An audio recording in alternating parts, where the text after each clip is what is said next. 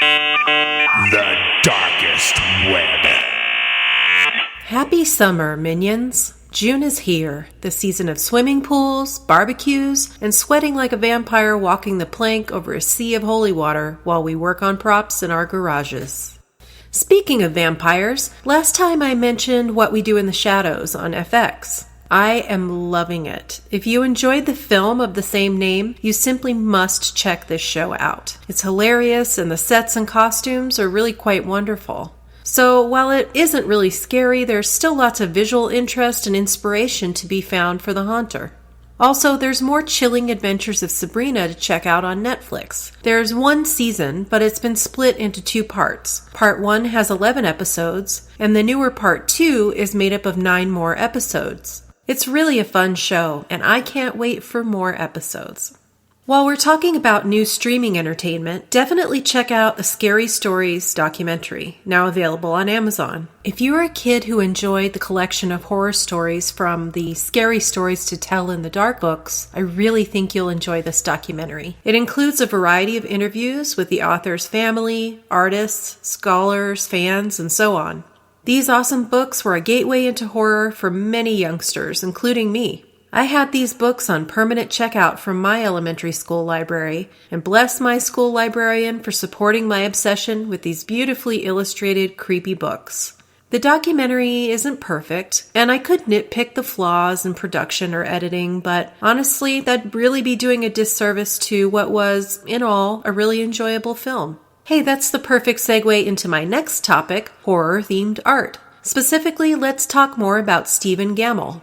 Gammell is an American illustrator of kids' books, having made art for over 60 different titles. Of course, his most famous and celebrated works come from the Scary Stories to Tell in the Dark books. While the stories themselves are wonderful, it's really Gammell's drawings that make these books absolutely legendary. Probably the biggest reason the books were so hotly objected to and often banned is because of the gorgeously terrifying artwork that accompanies the stories. Gammell's also done art for some other children's books that might be of interest to the horror fan, with my favorites being Ghosts by Seymour Simon and especially Halloween Poems by Myra Cohn Livingston. There's a great article all about Scary Stories and Gammell's art specifically on amberrosehammond.com. Just click on the illustration of the eyeless corpse that is titled My Favorite Post. That website again is amberrosehammond.com. That's AMBERROSEHAMMOND.com.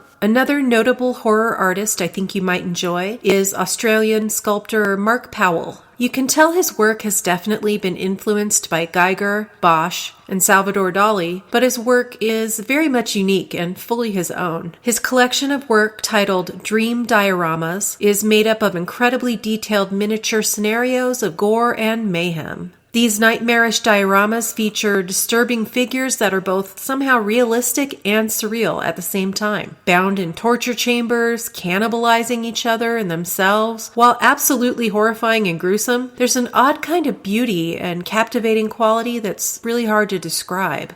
Powell has said of his art, quote, "I would like my works to have the same effect as watching a swarm of ants devouring an overturned beetle. Perverse fascination mixed with revulsion and black humor, all happening down on the micro level, beckoning the viewer down into the dirt." End quote. And that is exactly what he has achieved. For some reason, Powell has completely disappeared from the public eye, deleting his website and all social media accounts. But I would highly recommend doing a Google or a Pinterest search for Mark Powell. Make sure you look up Mark Powell Sculptures or Mark Powell Australian, as there is another artist named Mark Powell.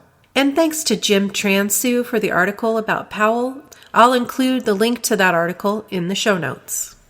So recently my local haunter group, shout out Arizona Haunters, all got together for a little trip to a local haunted attraction in my home city of Tucson. There's about 30 of us, and most traveled down from Phoenix. We all went to the Ravenhurst Family Classic Haunt in Trail Dust Town. I'm a little embarrassed to say I had no idea this haunt existed. I'm not sure how I didn't know, since Tucson is not a huge city, and the haunter world is even smaller, but I'm certainly happy I know now. It's a year-round haunt that accomplishes a lot with a little space. If you're ever in the area, absolutely go check it out and tell them Morbid Mariah sent you. I'm telling you all this to point out that it is entirely possible that you may have some real haunt gems near you and not even know it. I mean, many haunters are pretty mad hermit-like, so if you want to put those feelers out in your local area, I recommend checking out a website called thescarefactor.com. It allows you to search for haunts by city, state, and even the type of haunt. Corn maze, haunted house, open year-round, etc. That website, again, is thescarefactor.com. TheScarefactor. There's a couple of Halloween blogs that I've really been enjoying. The first is called Spooky Little Halloween. The blog is the creation of a Halloween enthusiast named Miranda, who's been posting for at least 4 years, and most actively more recently. She's amassed a very nice collection of all sorts of Halloween-related fun, especially ideas for parties, including food and drink recipes. She has a newsletter that you can sign up for that will deliver a Halloween-related treat to your inbox every Friday. You can also follow Miranda on Instagram, Twitter, Facebook, and Pinterest. Just search for Spooky Little Halloween. The second blog I'd like to mention is called SeñorScary.com. This blog is run by Jerry Diego, a horror and Halloween enthusiast, and has seen a lot of changes over the years. Jerry started out making an email newsletter in 2005 called Wicked October. Then he began a seasonal blog in 2007, which morphed into a blog called MyScaryHalloween.com in 2009. Then it became a year-round blog titled MyScaryBlog.com. Now his year-round blog is called SeñorScary.com, and he posts regularly. Quite a bit of his blog is dedicated to horror films and TV shows, but he also touches on Halloween props, horror-related books, recipes, comics, retail items, and so on. You can also still visit the My Scary Halloween website, which has easy-to-navigate categories like decor, which includes some prop ideas, movies, costumes, parties, which has recipes and theme ideas, and so on. Check it out at SeñorScary.com. That's SeñorScary, or you can also look at MyScaryHalloween.com. You can also find him on Facebook, Twitter, and Instagram as Señor Scary Jerry. While perusing YouTube, I came across a channel for Eerie Acres Cemetery. While they haven't posted any content since 2017, they do have a few videos that I want to recommend you take a peep at. The first is for the Halloween animated creature tombstone. It's a tombstone that has 2 animated skelly rats and a skelly cat alongside it. He walks you through the setup, which uses Arduino and the 4-banger program. The cat looks up at the rats, meows, and the rats nervously move about. Also peep the Halloween Hearse with Infinity Illusion video. It's pretty cool because it's made to break down easily, and since storage is always a concern, I found this to be an especially helpful idea. I really like the added touch of an infinity mirror illusion when you look through the back window of the hearse.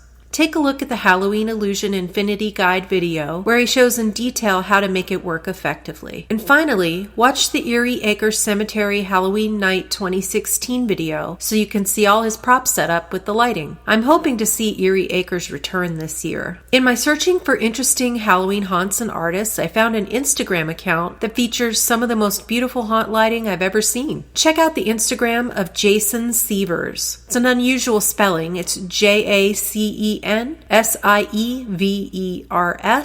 He's a haunter and a director of photography from Phoenix, Arizona. The subtle shadows and eerie atmosphere he creates are really inspirational. Check out his website at www.jasonsieversdp.com, and you can also read a short interview article with him at voyagephoenix.com/interview/meet-jason-sievers. All of these links are included in the show notes. Oh, and when you go to his website, watch the short films for Mr. Memento and Shudder to get a feel for his horror-themed work. If you haven't already, definitely go check out Trick or Treat Studios' newest items for 2019. There's a whole bunch of great new stuff, but I'll highlight my favorites. There's a wealth of new Michael Myers Halloween items.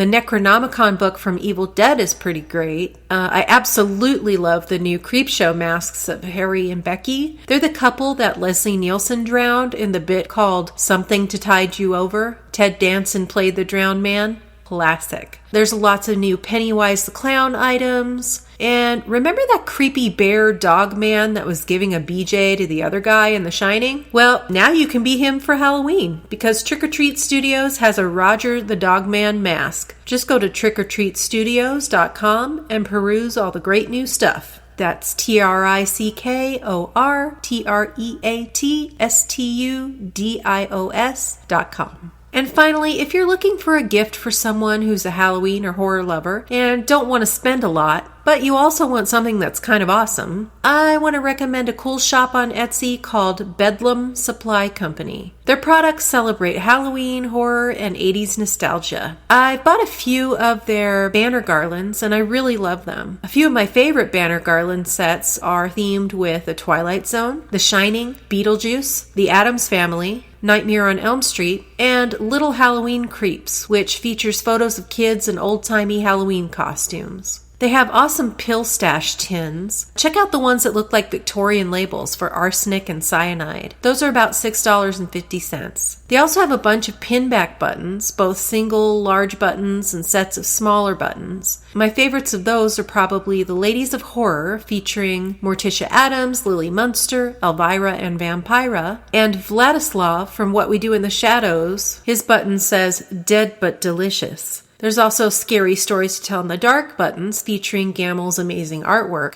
All the buttons cost between $3 and $7 depending on whether they're singles or sets. That shop again is Bedlam Supply Company. BEDLAMSUPPLYCO.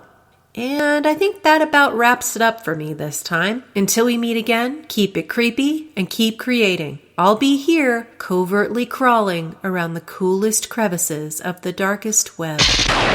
Hauntcast. Haunting Halloween and horror.